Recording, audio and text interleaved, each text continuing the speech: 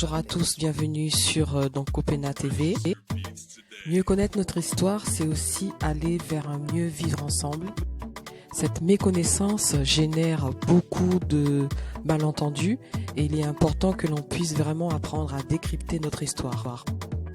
Nous devons sortir de cette vision eurocentrée et véritablement prendre en considération tout ce que nous avons, tous les apports, tout l'enrichissement que nous avons eu grâce aux civilisations amérindiennes d'Amérique. Sur tout le continent américain, à l'école, nous n'apprenons pas notre vraie histoire.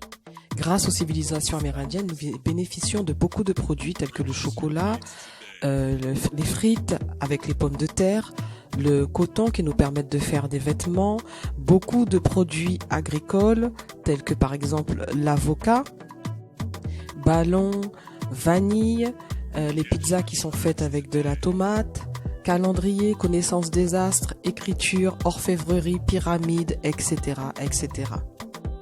Sur tout le continent américain, une stratégie a été mise en place, un racisme systémique a été mis en place sur ces civilisations et ces peuples amérindiens. Ainsi, tout un vocable très négatif a été utilisé pour qualifier ces peuples. Les Européens ont donc parlé de sauvages, d'indolents, de primitifs, de tribus, d'indigènes, de subsistance, de fainéantisme.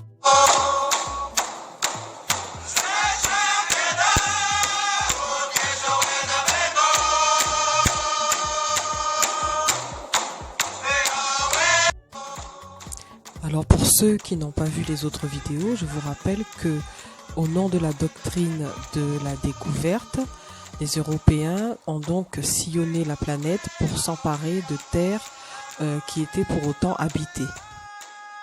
Alors les Européens parlent de découverte ou encore de conquête, mais pour les Amérindiens présents sur la terre d'Amérique, il en est totalement autrement. C'est le début pour les Amérindiens du pillage de leurs terres, de leur connaissance, de la biopiraterie. Nous devons reconsidérer l'histoire du point de vue des civilisations amérindiennes qui étaient présentes et qui ont subi véritablement une invasion et le pillage de leur savoir-faire. Les Européens ont souvent nommé à leur guise les territoires sur lesquels ils ont débarqué. En 1507, un géographe décide de rendre hommage à un navigateur qui aurait compris que l'Amérique est un continent. Ce navigateur s'appelle Amerigo Vespucci, c'est un Italien. Le nouveau continent est donc nommé America, c'est donc le prénom d'un Européen. En 1492, Christophe Colomb croit être arrivé en Inde. Sans demander aux habitants leur avis, c'était donc des Taïnos, il décide de nommer les habitants indiens. Donc le mot amérindien est un mot complètement composé par les colons européens, donc avec Amer d'Amerigo Vespucci et Indien de Christophe Colomb qui croyait être arrivé en Inde. En fait, l'Amérique était peuplée de nombreux Amérindiens. Selon les estimations des scientifiques, la démographie amérindienne était d'environ 80 millions d'habitants avant l'arrivée des colons européens. Selon certaines estimations, il y aurait actuellement 7 à 10 millions d'Amérindiens au niveau du continent américain. Donc 50 à 95% des Amérindiens ont été décimés. Ainsi, le prétexte de terre vide, cette notion qu'on a déjà vue, terra nullius, pour envahir l'Amérique, est complètement erroné. Alors, c'est exactement comme si vous êtes chez vous, dans votre confort, et que tout à coup, des extraterrestres arrivent du jour au lendemain. Ces extraterrestres qui sont bien entendu étranges, qui ont des armes tout à fait sophistiquées, bien plus évoluées que les armes terrestres, et ces extraterrestres décident de vous reléguer dans le coin du jardin et vous laissent un coin, une petite niche pour vous. Ces extraterrestres pourraient même dire qu'ils vous ont mis dans le confort et qu'ils ont amélioré votre situation puisqu'ils vous amènent à manger. De la même façon, imaginons que des extraterrestres soient arrivés en Europe et imposent leur mode de vie, imposent leur langue, exigent que les Européens changent la façon de s'habiller par exemple. Bref, la science-fiction et l'inversion des rôles nous permettent de comprendre ce que toutes les civilisations envahies ont subi. Ainsi, dans plusieurs régions du monde, différents peuples qui ont subi les invasions européennes se sont retrouvés ainsi dépossédés de leurs terres en minorité et ont subi de terribles conséquences vis-à-vis de ces invasions européennes. Le mot que les colons français utilisent pour désigner ce peuple est autochtone. En Amérique, les Amérindiens ont subi des épidémies, des massacres, des déportations. Au XVIIIe siècle, une épidémie de variole fait des ravages au sein des populations amérindiennes d'Amérique. Pour ne citer que quelques exemples, en Haïti, les Taïnos ont été complètement massacrés par les Espagnols. En 1660, en Guadeloupe, les Amérindiens sont chassés de leurs terres par les colons français. En Martinique, les Amérindiens se suicident en masse. Aux États-Unis, entre 1831 et 1838, il y a des déplacements forcés qui sont organisés par les colons anglais avec l'Indian Act. C'est le tristement célèbre sentier des larmes. Les colons anglais ont forcé des milliers de Séminoles et de Cherokees à se déplacer. Ils ont été mis dans des réserves avec bien d'autres peuples et leur terre a été occupée par les colons anglais. Ces colons anglais qui sont devenus bien entendu américains suite à l'indépendance des États-Unis. Les Amérindiens furent les premiers à être réduits à l'esclavage sur le continent de l'Amérique. Christophe Colomb commença ce trafic et le 2 février 1494, il envoya des Amérindiens en Espagne comme esclaves. En 1495, Christophe Colomb renvoie encore plus de 500 esclaves amérindiens en Espagne. Le 24 mars 1495, Christophe Colomb et son frère envoient une vingtaine de chiens attaquer les Amérindiens qui résistaient et qui défendaient leur île. Partout en Amérique, les Amérindiens sont dépossédés de leurs terres et souvent mis dans des réserves. En Guyane, les Amérindiens doivent faire des demandes pour obtenir le droit d'utiliser la terre de leurs ancêtres. Ce sont les ZDU. Les Amérindiens doivent se battre pour obtenir leurs droits et chaque année en Amérique latine, des leaders sont même assassinés. La méconnaissance de ces civilisations et l'histoire toujours racontée à la gloire des Européens font perdurer les injustices et le manque de respect vis-à-vis de ces peuples. Concernant le peuplement des Amériques, la science évolue, mais la thèse la plus communément admise est le peuplement entre moins 15 000 et moins 9 000 ans des peuples venus de Mongolie, par le détroit de Bering. Le passage étant facilité par une période de glaciation. Alors en fait, l'histoire du peuplement de l'Amérique est beaucoup plus complexe. Au Brésil, en 1974, un squelette est retrouvé. Il s'agit de Luzia, dans la région du Minas Gerais. Ce squelette est de type africain ou aborigène. Les éléments scientifiques actuels datent ce squelette de Luzia de 12 000 ans. D'autres recherches archéologiques ont retrouvé des crânes datant de moins 40 000 ans. Ces crânes ne seraient pas du type mongoloïde, mais plutôt afro-aborigène. In Alaska, an ice corridor opened up. animals took advantage and crossed through.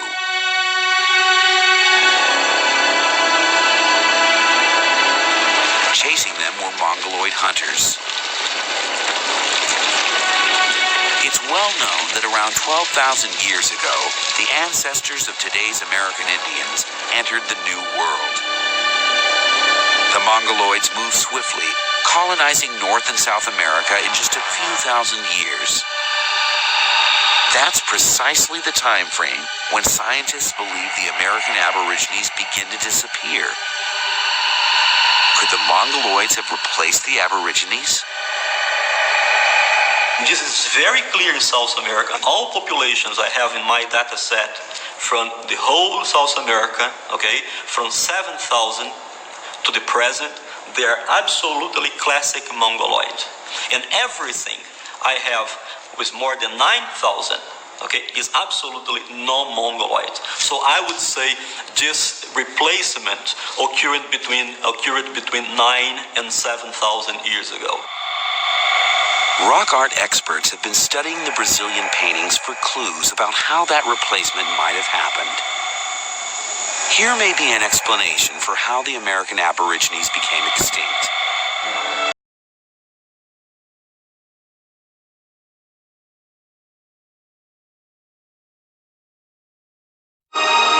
They were wiped out.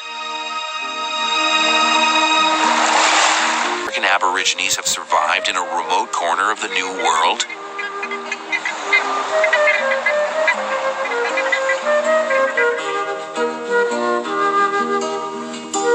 At the southernmost end of the continent lies Tierra del Fuego, a group of islands isolated from the mainland by the Strait of Magellan.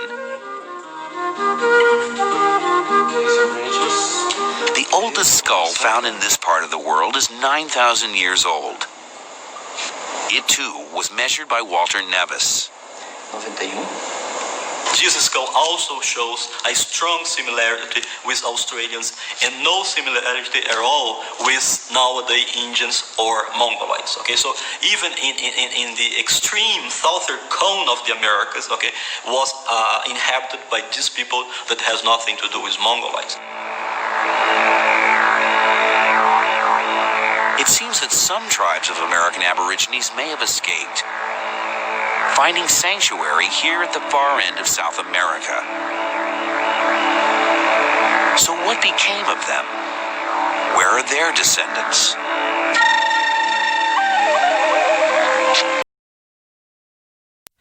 Donc en fait, selon les scientifiques, les Amérindiens de la Terre de Feu sont les descendants des Aborigènes et des peuples asiatiques arrivés par la suite. Coincides with finds which show an increase in population. Ça coïncide. On ne peut pas tirer des conclusions. We can't draw any conclusions, but there is an increase in small tribes. Conquest by the Mongoloids would explain why there are no Aborigines in the Americas today. Certains chercheurs font remonter le peuplement de l'Amérique à Homo sapiens. Donc c'est le cas de Nied Guédon, qui est une chercheuse archéologue brésilienne qui a travaillé avec le CNRS. Donc selon Nied Guédon, Homo sapiens venu d'Afrique serait donc venu dans les Amériques. Des fouilles archéologiques ont été faites dans le nord-est du Brésil, à Pedra Furada, dans l'état de Piauí. Ça serait donc lors de grandes sécheresses en Afrique qu'Homo sapiens aurait profité de l'abaissement du niveau de la mer et de courants marins pour traverser et arriver dans les Amériques. Isso passou a integrar a missão arqueológica franco-brasileira, concentrando no Piauí seus trabalhos que culminaram na criação do Parque Nacional da Serra da Capivara. Esta missão no Piauí teve início em 1973 e o projeto que eu apresentei ao governo francês e que originou a criação desta missão francesa financiada pelo Ministério de Relações Exteriores da França é um projeto cujo título é O Homem no Sudeste do Piauí, da pré-história aos dias atuais e a interação homem-meio. Essa pesquisa permitiu a descoberta de sítios onde a presença humana já atestada, e inclusive já foi objeto de um simpósio em 2006, está datada em 100 mil anos, o que contrariou completamente a ideia de que o povoamento americano tinha começado pelo norte, pela América do Norte, e que aqui a América do Sul eles só teriam chegado por volta de 15 a 13 mil anos atrás. Aqui está o Parque Nacional Serra da Capivara e este é o Parque Nacional da Serra das Confusões. Na realidade, quando nós fizemos o pedido ao governo federal para que essa área fosse protegida em virtude da sua importância cultural e ambiental, era um único parque. Mas como nós fizemos um levantamento de toda a fauna e flora, mostramos que nesta região nós tínhamos a Mata Atlântica, abriu os olhos da cobiça de políticos e grandes empresários que conseguiram doações, desmataram tudo e separaram os dois parques. Vocês veem essas formações, como é arenito, a erosão produz todas estas formas extremamente bonitas, o que faz da região uma região de beleza fantástica, com uma possibilidade turística muito grande. E o que é mais importante é que nossas pesquisas demonstraram que até 10 mil, 9 mil anos atrás, nesta região se dava o contato entre dois biomas, a floresta amazônica e a Mata Atlântica. Este é o sítio da Pedra Furada, o mais antigo. Então, a população local participava conosco, foram eles que nos mostraram todos estes sítios.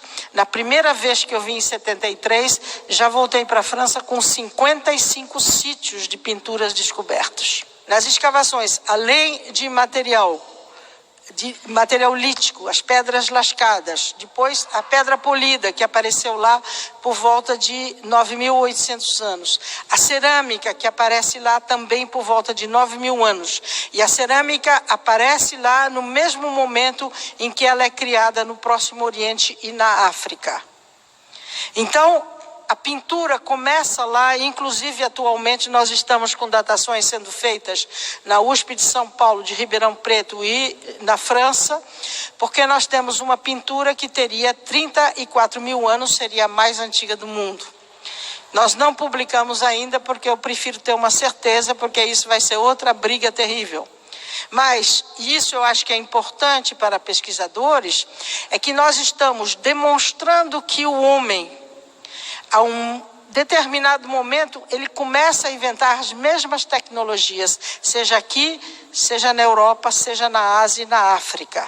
Então, agora, alguns exemplos das pinturas, para vocês verem que, apesar das dificuldades, vale a pena ir até lá.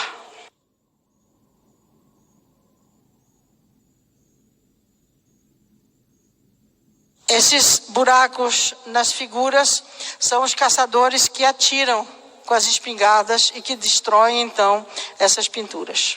Figuras humanas, e vocês podem ver que elas são extremamente expressivas.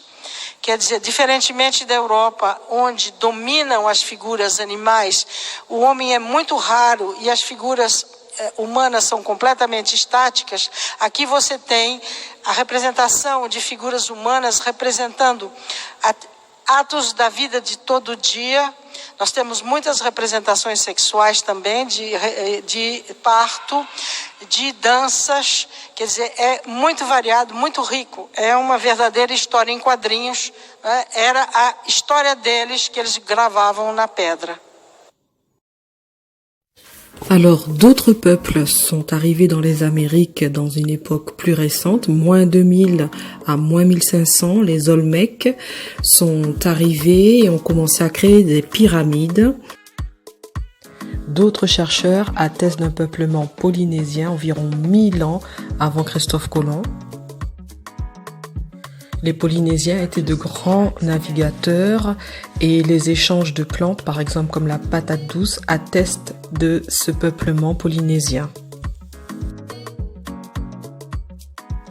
D'autres historiens ont fait des études sur l'arrivée d'Africains 200 ans avant Christophe Colomb. C'est le cas de Van Sertima et de Pate Diagne.